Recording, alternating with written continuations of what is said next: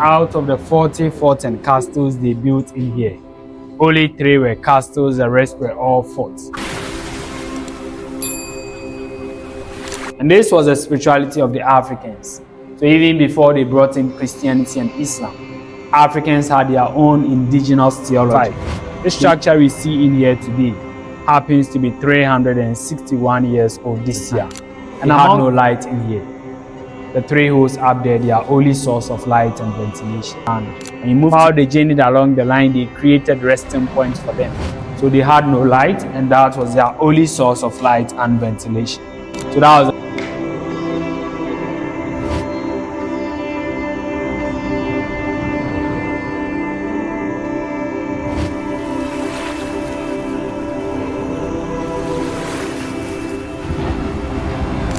Okay, so you are welcome to the Cape Coast Slave Dungeons. My name is George, and I will conduct you around today. Before we start walking, I'll give you a brief introduction about the castles and the transatlantic slave trading before we start with the walking tour. So alongside the coast of West Africa, the Europeans built over 60 forts and castles. Out of the 60 forts and castles they built in here, Ghana alone had about 40 of them, all because of the abundance of gold in Ghana.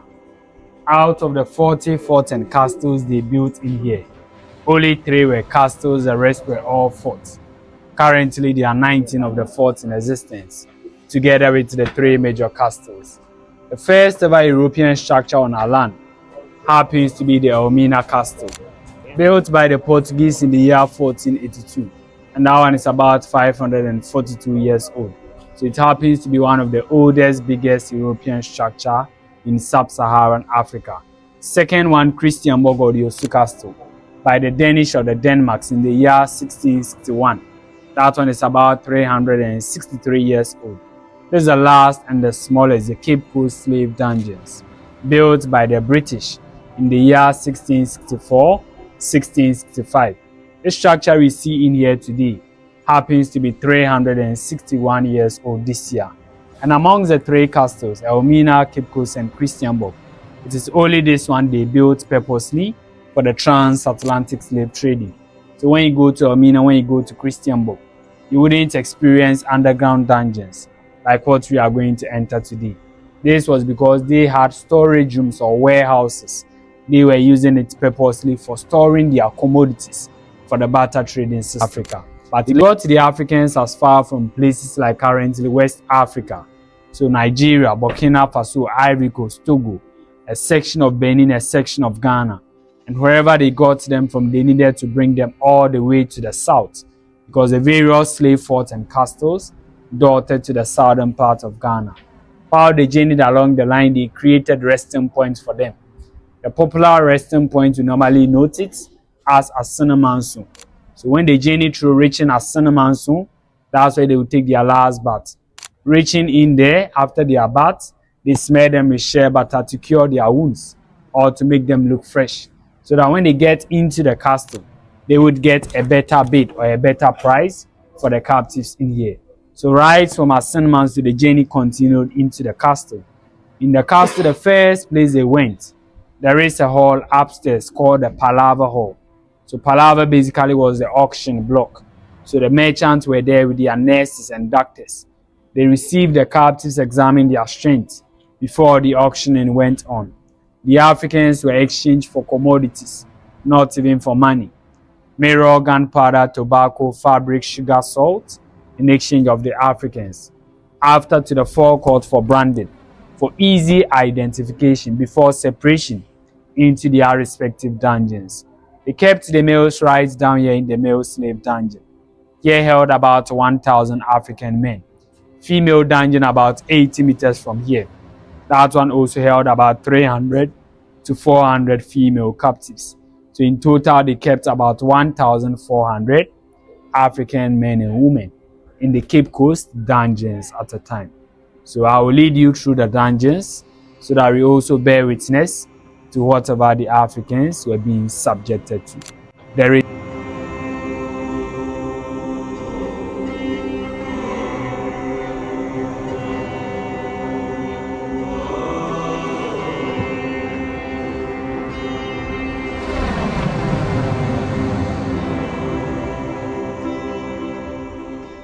So there are 5 chambers in the male dungeon, and each of them held about 150 to 200 male captives. So in all 5, about 750 to 1,000 that were kept along the line at a time. They had no light in here. The 3 holes up there, they are only source of light and ventilation. When you move to the other chambers, you find additional ones to the other side as well. So in the dungeons in total, there are 9 of these in here, a source of light and ventilation. Over 1,000 African men in here. 9 of these. So it means yes, there are 9 of these ones. The vents. 3 here, 1 to the 2nd chamber, 2 to the 3rd, 2 to the 4th chamber, and the last one to the 5th chamber. So making 9. 5 chambers. 5 rooms in here. So it means 200 people for each. 200 for each. So in total, about 1,000 were kept along the line. And it could be less, it could be more, depending on the conditions of the slave ships. So if they move in to move them away, you have to start refilling the dungeons again from the least number. But if the slave ships are not returning earlier, they get the captives, they still bring them in here. So sometimes the place will be very packed. Only when they move them away, before they would start refilling the dungeons again. So they had no light, and that was their only source of light and ventilation. So that was the conditions in here. So the light you are seeing in here is what the facility managers have fixed in here to suit tourist purposes. So they had no light in here. They did everything here. They went to toilets, they urinated, they slept in here, sometimes they fed them in here. So they created these trenches for them. They expecting them to do everything in here so that when it rains, the rain would come in and flush out some of the waste into the sea. But this didn't work as they planned. So over time, the waste mixed up with sand. It covered the whole place up to a level like this in the dungeon. 1974, an archaeologist excavated this chamber. After the excavation, he found the bricks. The bricks are the original floors. But before the excavation, he wasn't seeing any bricks in here. So the samples he collected from here, he carried it out for testing. And after testing scientifically, it proved that everything they collected from here was a urine. The toilet, the food particles, the sweat, the vomit of the Africans that mixed up with sand and covered the entire chamber. So he only excavated this chamber, leaving a portion out here to show to tourists as evidence that indeed this was how the chamber was before he excavated and left the portion right in here. So to this side, we can't see any bricks in here, but to this side, we are seeing the bricks very clearly. So this happens to be samples he left in here to show to tourists that this was how the entire floors were before he excavated and left the portion in here. So that tourists who doubt, they can also take samples and test for themselves. For the other chambers, he left them unexcavated. So when we step into the 2nd chamber, walking all the way to the last chamber, everything we are going to walk on happens to be the solidified waste of the Africans that has covered the rest of the chambers. So here, looking at the conditions in here, a lot of them will die. Cholera will be very rampant in here. Malaria very rampant in here. And mind you, they were not given any proper medical care. So a lot of the Africans died. When they died in here, they removed the bodies from here. They loaded the bodies off into the ocean. No befitting burial for the captives or for the Africans when they died in here. So the 1st chamber in the male slave dungeon. Floors critically, we can't see any bricks in here. So the entire chamber filled up with the waste. So I made mention only the 1st chamber was excavated. So if they are to excavate the rest of the chambers, we shall see the bricks all over like the 1st chamber. But currently, whatever we are working on happens to be the compacted waste of the Africans. You can see the traces of the trench or the gutter that was to flush out some of the waste into the sea. And to this side, everything filled up with the waste in here. So ideally, if they are to excavate, we shall also see the bricks in here like the 1st chamber. But currently, we are working on the solidified waste of the Africans. Source of light and ventilation to the side. And they had a church right above the dungeon. Society for the Propagation of the Gospel. It is currently the Anglican Church. So the Anglican Church in Ghana started right above this slave dungeon before it moved to other places in the country. Not only this place, when you go to the other castles too, you find churches above the dungeons. So the churches really played a role in the enslavement of Africans at large. So not surprising to know or to hear that the church sits right above the dungeon. All these churches gained percentages of the profits from the trafficking of the Africans. This is a spy hole, it's right in front of the church. So when they move in and out of the church, day in and day out, they just peep to know whatever was going on in the dungeon. So if there is noise, they would hear them and know that probably the captives are weak or they might be hungry. That is why probably there is noise in here. No noise, then probably they might be asleep or whatever little food they gave them. That's why probably the dungeons might be quiet. So day in and day out through this spy hole, they monitored whatever was going on in the slave dungeons. So this happens to be the spy hole right in front of the church. Edge of the light, all the chambers were very dark, remaining this one. So this particular chamber is the brightest amongst the 5. So basically because here was a sorting room or the selection room. So when the ships arrive in, they do the sorting in here. Those who are weak, they move them to this side. They check up on them, they recover, they join in. They don't recover and they die, they threw the bodies off into the sea. Strong ones in chains and in shackles, they journeyed underground. So right behind this white cloth was an opening. So in chains and shackles, they journeyed all the way from here to the last stop. When they exit, females joined in and they went through to the door of no return. 1834, this tunnel was blocked off, supervised by Captain George Maclean to mark the end of British slavery in here. Today we can't go through, but out there we shall have a look to the portion of the underground tunnel. And this was the spirituality of the Africans. So even before they brought in Christianity and Islam, Africans had their own indigenous theology, believed in the existence of the Supreme Being and the manifestation of the Supreme Being in nature. So they communicated to God through nature. So indigenous around, they prayed through a rock. The entire area in which the castle sit today was a large rock. That was the deity or the god of the people of Cape Coast. Unfortunately, when the Europeans came in, they built the castle above the deity. They weren't allowing the indigenous to worship around again. So at a point, they carved samples of the stones into the town to establish a shrine in there so that they can continue worshiping. But now when the Europeans left and the castle was given out to Ghanaians, if the deity lived in this very land before they moved it out into the town, they have to bring the deity back to its original position. So because the deity lived on this land and they moved it out, they are no more here, they have to bring the deity back to its original space. So around the 1970s, the traditional authorities in Cape Coast, they came together, performed the necessary rituals, and they brought back the deity to this very chamber. They elevated an altar and they established a shrine in here for the deity. So this one is not part of what the Europeans elevated in here, only brought in way back after the Europeans have left Gold Coast. So the shrine happens to be active and there's a chief priest in charge of the shrine. So he takes charge of the day-to-day responsibilities in here. Liquors for the pouring of libation in here by the priest. Money as token or offering from tourists who come in, people who come in to pray, and others who come in for consultation. They normally leave something for the priest as token or offering. And we can see a lot of flowers or wreaths in here. These are brought in by diplomats, people who trace their ancestral roots back to this very castle, and tourists like us to pay homage to the souls of the Africans. So when they died, they didn't bury them here, but we believe their souls or their spirits are still in the dungeons, in the dungeon. Amen. So here was a cemetery. So the Europeans died, they buried them here. The Africans were thrown off into the sea.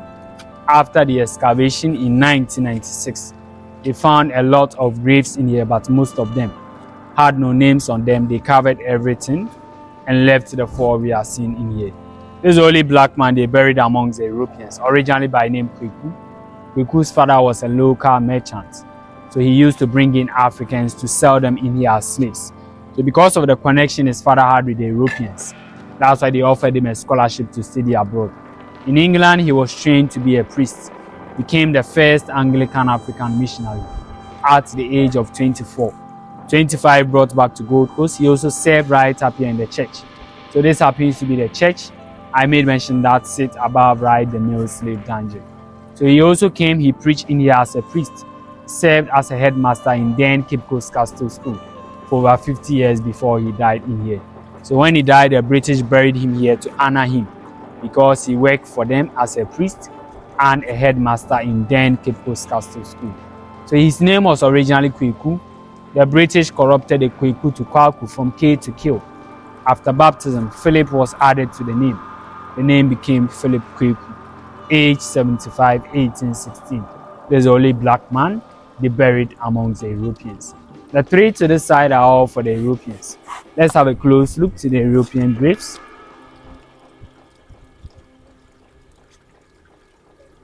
So these are all for the Europeans. A British soldier by name C.B. Whitehead, 1812, age 38, he died in here. Some people believe in one of the Anglo-Dutch wars in 1812 he got shot, but up to now, no confirmation. Letitia Elizabeth Landon, wife of Captain George Maclean, came to visit the husband Captain George Maclean. She came barely 2 months, she was found dead in one of the bedrooms upstairs. There were 3 rumors that came up when she died in here. Some supposed malaria to be the cause of the death of Letitia. Others said when she came in, she realized Maclean was cheating on her with another African mistress by name Ellen Bannerman, so out of jealousy, Letitia poisoned herself.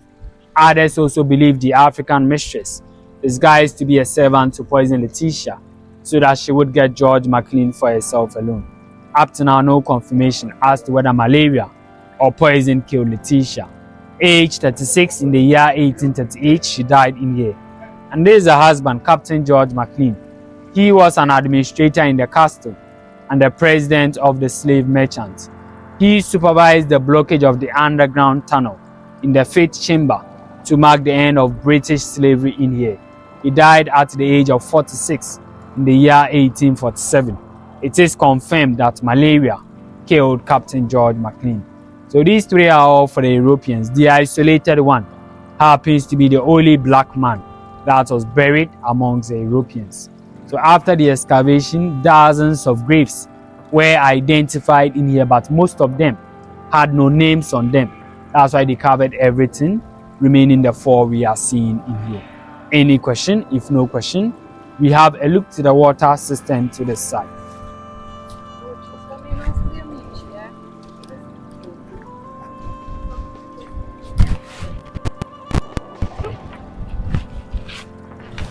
A quick glance.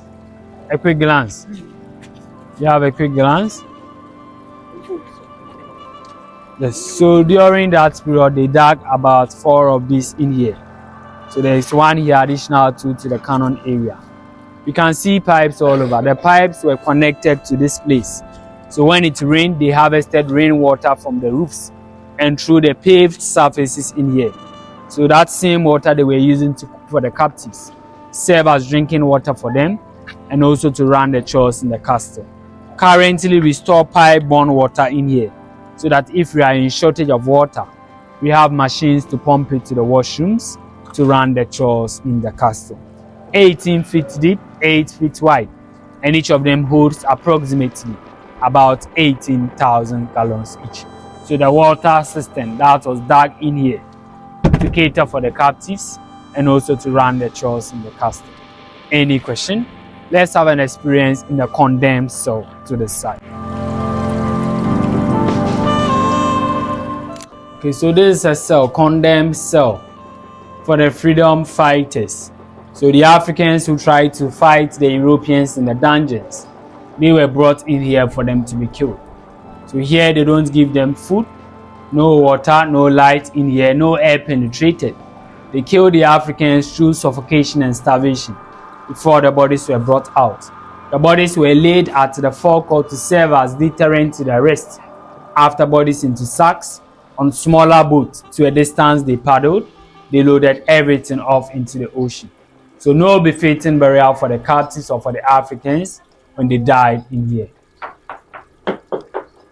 Over 200 years, this is the only surviving door in the castle, made up of pitch pine wood coated with metal.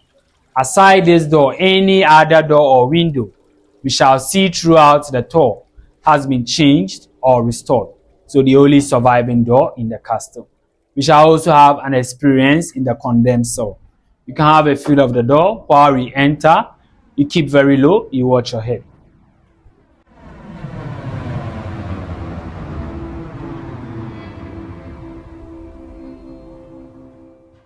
Who tried to fight the Europeans in the dungeons.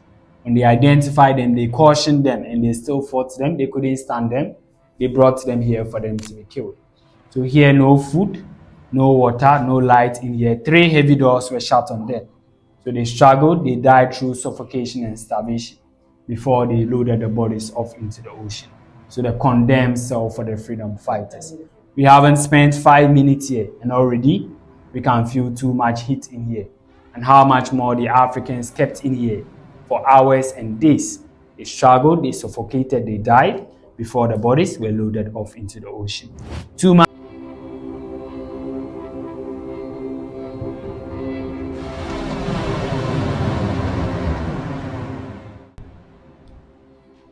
Which means talking, noise, making distraction, chaos, or to bargain. So basically, because here was a marketplace. So wherever they got the Africans from in the castle, this was the very first place they brought them. And up here, the European merchants were here with their nurses and doctors. So in here, they received them, they examined their strength before the auctioning went on. The Africans were exchanged for commodities, not even for money. Mirror, gunpowder, tobacco, fabric, sugar, salt, in exchange of the Africans. After to the forecourt for branding, for easy identification, before they separated them into their respective dungeons. We have changed everything in here. But when you check the sides, there are some black ceiling to the sides. That's the only original thing left in here. Aside that, everything has been changed or restored in the Palaver home. So this was where they used to auction the Africans for the commodities. No question. There is a fort up here. The white building with the red roof. So that's Fort Williams, a fort. Yes, Fort Williams. So when the English came in, they built 2, Williams and Victoria. So they had their soldiers stationed up there. So that when enemies are approaching, soldiers up there will view them. They give signals to the soldiers in the castle. So in the morning, they waved red flags. Afternoon reflections from mirrors, evening torchlights to signal soldiers in the castle that enemies are approaching. So that they will get on board and operate the cannons to defend themselves from the other European nations trying to take over the edifice from them. So this is Fort Williams. And where they are selling the crafts, the shops, slave trade period, that was the soldiers' barracks. Building to the middle, soldiers' canteen. Colonial period here became a prison for Ghanaians. 1992, they moved it out from here. Currently, this place is serving as an art and craft shop. The soldiers' canteen is now a coffee shop or a cafeteria for the governor. So the living room to the side, 9 windows. Bedroom, 5 windows. Corridor, 2 windows. 16 windows up here in total for only 1 man. So normally we compare conditions in the slave dungeons to conditions right up here. So while they enjoyed life up here, while the Africans were down there, suffering down there.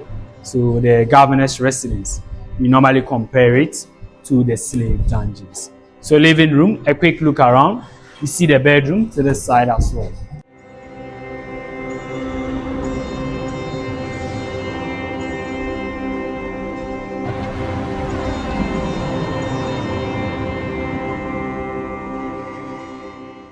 So this is the bedroom for the governor. And that was the living room. Corridor to the side, so in total 16 windows for only 1 man. We are stepping down. Immediately we step down. The floors are all original. The floors from this side are all original. Stairs original, banisters original. All original, over 200 years. Area for the governor to receive his visitors. Personal office to this direction. And there is a mini wine room to this side. So from here to the top was just like an apartment for only 1 man. So while over 1,000 people suffered down there, 1 man enjoyed life up here. So the reception, personal office, the wine room, we saw the living room and the bedroom upstairs as well. The cannons were all brought in by the British for defense. So the cannon guns and the cannonballs. I showed you one of the forts up there. I made mention they built 2. So soldiers were stationed up in the various forts. When enemies are approaching, they give signals to the soldiers in the castle. They get on board to shoot out the cannons to defend themselves from the other European nations from taking over the castle and the trade from them. Before they shoot, they pound gunpowder in the cannon gun. They add a cannonball to it, they light a match or a fire to the tip, and they shoot the approaching ships. So these cannons we are seeing all over, they are all original, over 200 years, everything brought in by the British. If no, yes, so that was a bigger portion. They broke it down, getting the leveled area, they elevated the castle on it. Yes, exactly. Above the dungeon. They called it Society for the Propagation of the Gospel. Currently, it is the Anglican Church. So the Anglican Church in Ghana started right above this slave dungeon before it moved to other places in the country. Then later the church became a school for the mulattoes or the mixed race children. So they were schooling up here. So at a point, a lot of them became administrators, clerks, interpreters in this very castle. Others taken to overseas colonies to help administer their colonies they had in the other countries. And now the place is serving as a children's library. So kids around, when they close from school, they come around to read. So currently a children's library. And there's a spy hole. In the dungeons, I made mention there is a spy hole right in front of the church. And while they moved in and out of the church day in and day out, they could hear, they could feel, they could smell, and know whatever was going on in the slave dungeons. So this happens to be the spy hole that they used to monitor the captives in the dungeons.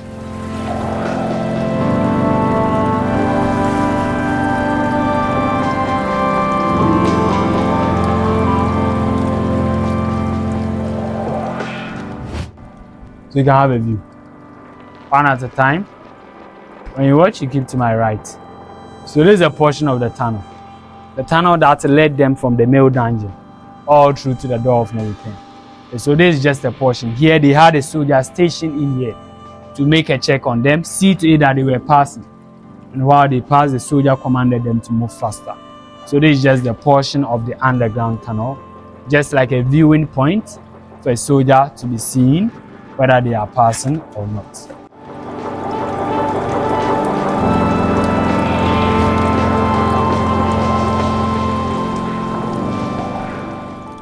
So this was the exit of the tunnel. So they were coming out from here.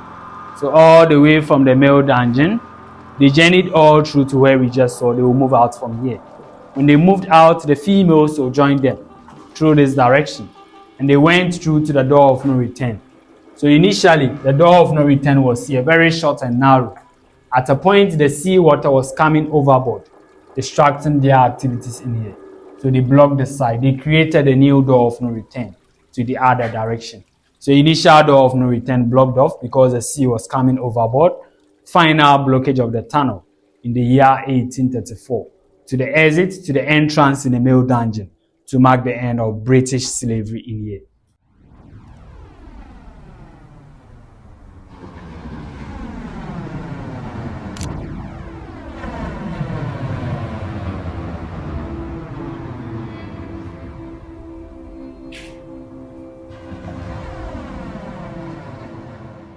So this is a female dungeon. So they had two chambers or two rooms. One here, one to the opposite direction. And each had about 150 to 200 female captives. In all two, about 300 to 400 in total. They also did everything in here. So just like what we worked on in the male dungeon, everything we are working on is the waste that was solidified all over the chambers.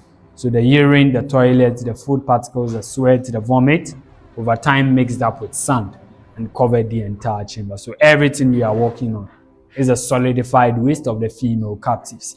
They wanted the females for reproduction so that when they get into the plantations, they will force most of them to mate with some of the male captives. When they give birth to the children, they grow up, they also become slaves on the plantations.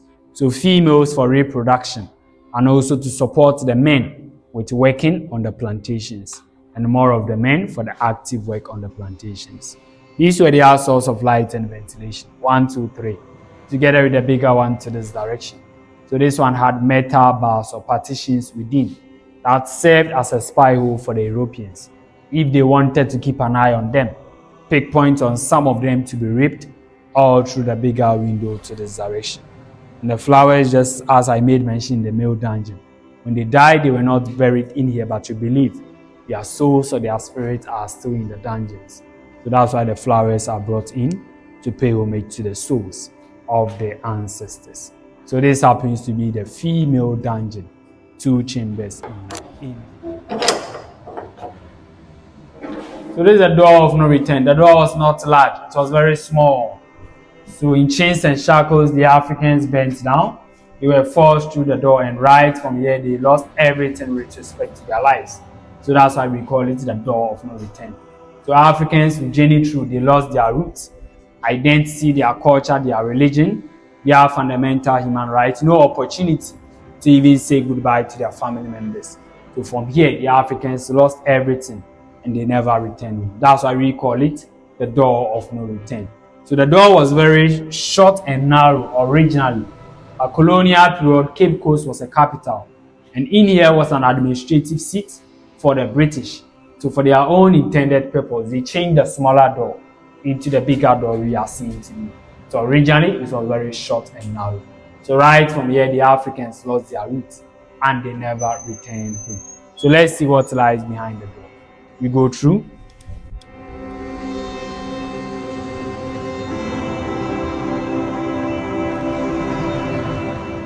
Smaller boats were here to move them into the bigger ships. The sea was all over.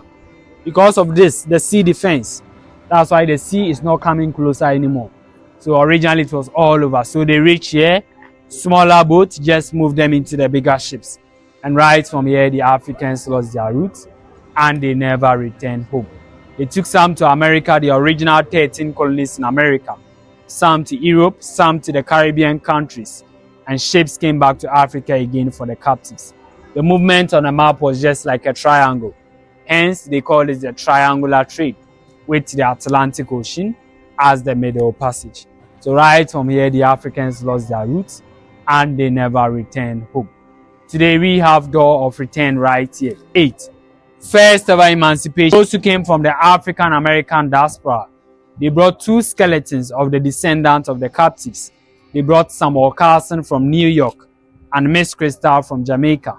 Coming reaching Fort Amsterdam, about 30-minute drive from here. They placed the remains on smaller boats and they paddled them all the way to this point. They believe being that when the Africans were being carried away, the sea was a passage into the New World. So therefore, if they are returning home, the sea should be their passage back home. So that's why they place them on smaller boats and paddle them all the way to this point. Reaching here, moving them through the door of no return. We believe the ancestors broke the genes of the door of no return, bringing us door of return today. So this is very symbolic to Africans and Ghanaians all over. So the door of return. So so here we say we learn from the past to correct the present and the future. So throughout the story here, the Africans were involved. Europeans were also involved. But here, if you try to make judgments normally, it is very difficult for us to make judgments in here.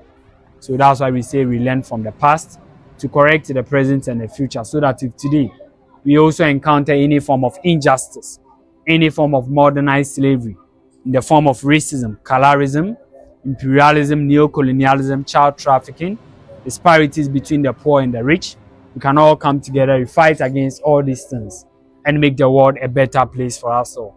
For if we encounter any of these and we don't stand against them, they can come in the long run to affect us and the near generation to come. So therefore, Martin Luther King Jr. once quoted that injustice anywhere, it is a threat to justice everywhere. We are caught in an inescapable network of mutuality, tied in a single garment of destiny.